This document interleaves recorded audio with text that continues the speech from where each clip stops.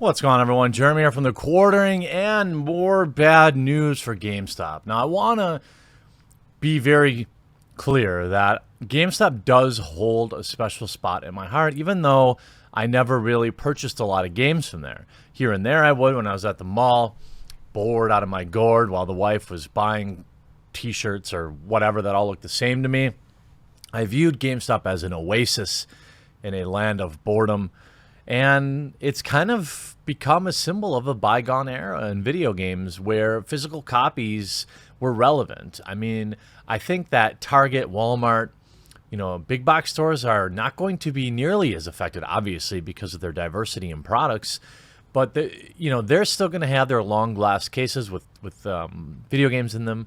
But as the market moves to digital, as we've seen with, first of all, the Xbox One S, I believe, or I think Xbox One X, Xbox One S, whatever the discless version that just came out, and then we basically know that the new version of the Xbox is going to be discless. We know that the future is discless. We know that numbers of people that are buying physical copies of games rapidly decreasing.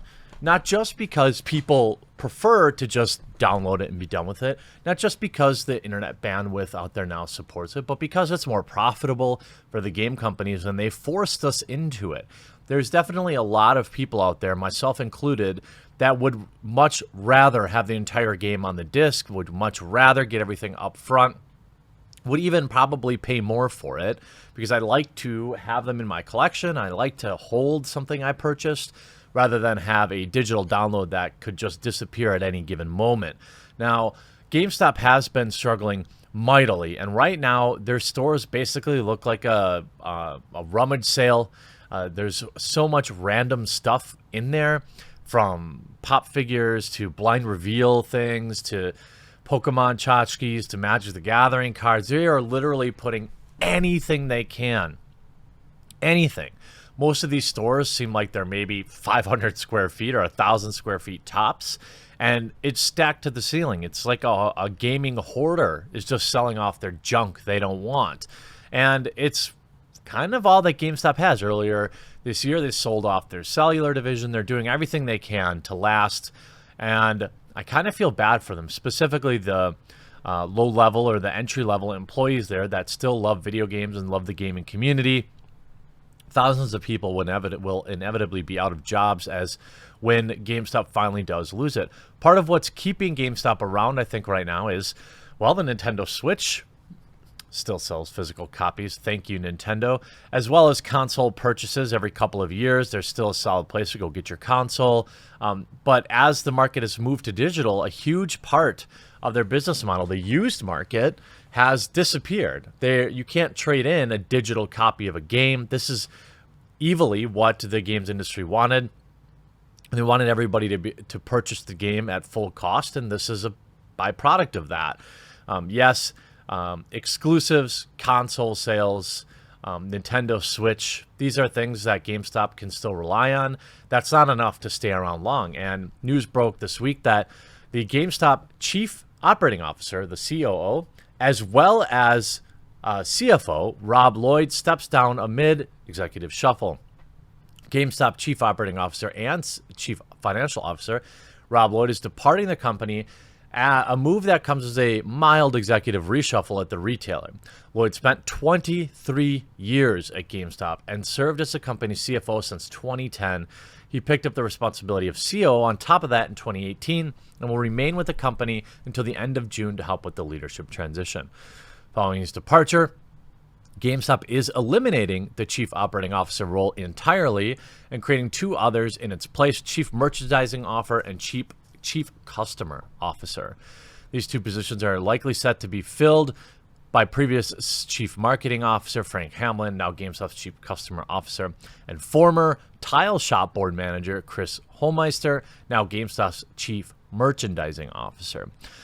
In a press release, recently appointed CEO George Sherman said that the changes aim to advance GameStop's transformation as we work to position the company for the future, and bring gaming culture and experiences to life in every community. Well, if we look at how the GameStop stock has been reacting over the past 1 month, it does not look good. I would say it would be fair to say their stock is plummeting. Now, in the grand scheme of things, we're talking about a peak of $9 and a valley of $7.50, but still, that's a significant percentage drop, and it continues to drop with a tiny peak up today. But if we look at how the market is reacting to it, GameStop can't stop falling as the bull retracts. This is back on May 20th. Shares of video game GameStop were near recent lows Monday after one bullish analyst hit the cancel button, saying that the cost cutting might not be enough to maintain sustained profits. Shares of GameStop, off some 36% in 2019, were down nearly 7% to $8 on Monday. Well, now we see it's way even below that.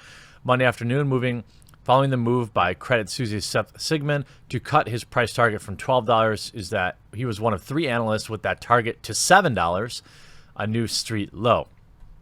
FactSet's average is around 10. GameStop's ecosystem faces major headwinds, including declining pre-owned sales and trade-ins. I mean, I would say worse than just declining, cratering, and loyalty program attrition, meaning people are dropping out of their GameStop program. We're not saying that GameStop cannot survive, but it will need a more drastic transition of this model and product offering. In the meantime, the decline in cash flow of its core business and potential for higher investments may offset the benefits from cost efficiencies. Well, it's interesting to have that discussion. You know, what could GameStop even do to survive in the modern era? Yes, it has great options for consoles. It has, I think, what might help GameStop, and it's not like they're not trying to do this, I imagine, but if they could get the industry, if the industry wants GameStop to survive, they will survive. And how will they do that? Well, how about more GameStop exclusives? How about working with GameStop to have all sorts of GameStop-only exclusives? Now, we see it, for example, with the Death Stranding $200 pre-order bundle that has some really cool stuff that really makes me want to pre-order, but I won't pre-order it. I hope to pick one up on release day or on eBay afterwards. But they need more exclusives. They need to find other things that gamers want. And the problem is also, what a lot of analysts aren't talking about is just how ridiculously convenient Amazon is. I can order on Amazon, have the product the day the game releases. Because I live so close to a distribution center, I order on Amazon and I can get product the same day if I order it. So, you know, if I need a new controller, I want a new headset, or I want this or that, I can almost always get it the same day or the next day. So they're already fighting the overarching trend of the declining brick and mortar. I mean, shopping malls, things like this are quickly failing, becoming dinosaurs. They're becoming, you know, I don't know, VHS rental stores. Malls are the VHS rental stores, you know, of our generation. I mean, there's still some minor demand for it, but what can GameStop do? I think more exclusives. I think more, if they could figure out a way to allow for the resale of digital copies, that would obviously be something. If they could, because the problem is new hardwares, devices aren't going to come out every year, right? So we have the PS5 and the new Xbox coming out in Q1, Q2 of next year, probably. This will be a huge boon for GameStop. They'll sell a lot of consoles. They'll sell a lot of games with people who are buying the console. But times have changed. You know, back when the PlayStation 2 or PlayStation 1 came out, GameStop was like the place to get that thing if you wanted it. Now you can get it at Target, you can get it at Walmart, you can get it from Amazon, you can get it from Walmart.com, you can get it from, I mean, there's so many different places to get consoles now that GameStop has to find a way to add value that people want.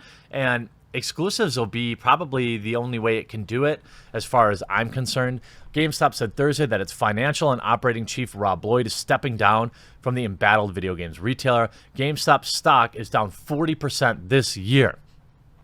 GameStop said in securities filing Mr. Lloyd's resignation was not from a disagreement with the company or a matter relating to the company's operations. He became the CFO in 2010, so 10 years ago, holding positions including Chief Accounting Officer, Vice President of Finance. He joined the company in '96. He's been around a minute. Mr. Bell will have an annual salary of $700,000. Okay, $700,000, according to an SEC filing, and receive an equity award valued at $1.3 million. This is from a company that's struggling to make money, just saying. The award will be issued on July 1st and consist of time-vested restricted stock and performance-based restricted interest. GameStop also said it hired Chris Holmister, former CEO of specialty retailer The Tile Shop, and Chief Merchandising Officer will join the company in a newly created role. The latest shuffle of executives comes after the company named George Sherman, the former chief of Victra, a retail chain that sells Verizon wireless products and services, as CEO in March. Mr. Sherman is the fifth person to serve as CEO since November. You know, it's interesting that most of these people have never worked even in electronics, or it sounds like a lot of the executives at GameStop are former employees of companies that are also no longer relevant. Buying cell phones, the Verizon store, okay, fine. But that doesn't exactly take a lot of work. People sign up for Verizon, they have to buy their cell phones. I think Verizon selling me the latest Samsung Galaxy doesn't take a lot of work. You've got to understand that video games, the entire industry has changed. And a bunch of boomers that have been around since, 1940, I'm not sure they really understand how quickly things are changing and how far behind GameStop really is. They said it also hired the latest shuffle of executives comes after the company name, George Sherman. GameStop stock is down 40% this year as the chain has been hurt by the performance of its retail stores, and customers have increased the amount of games they buy digitally. Well, I tell you, as one customer who buys games digitally, unfortunately, I'd rather not. GameStop said in April it's undergoing a cost-saving and profit improvement initiative for its current fiscal year. The company said earlier this year that it expected its total and comparable stores to fall between 5 and 10 sales. And comparable store sales to fall between 5 and 10%. Now, I think GameStop settled a short-lived proxy spat with two shareholders earlier this year, agreeing to expand its board to 11 members from 9. The shareholders wanted GameStop to raise its current stock buyback plans to $700 million. A lot of that won't interest you all, but I think the cold hard reality of the GameStop situation is that it's not going to last. It's about how long it can hang on before it has to shutter. So what you're going to end up seeing is locations will get closed. We already seen the stores getting smaller and smaller. How long they can stick around, I think, will highly depend on the amount of exclusives they can get that people are really interested in. If they could work anything out with the digital market. Obviously, with whatever Nintendo decides on their next-gen console, if they go discless as well, that's probably going to be the final nail in their coffin. But it's going to be a sad thing to see GameStop go. I know the meme of them ripping off customers on trade-ins is true, and I understand that. But also, nobody forced you to trade your games in either. So it's kind of one of those things where, I just didn't trade my games into GameStop if I was worried about getting no money for them. But that's just me. I do hope that you enjoyed this video. If you did, remember to drop a thumbs up on it before you leave, and we'll talk to you again real soon.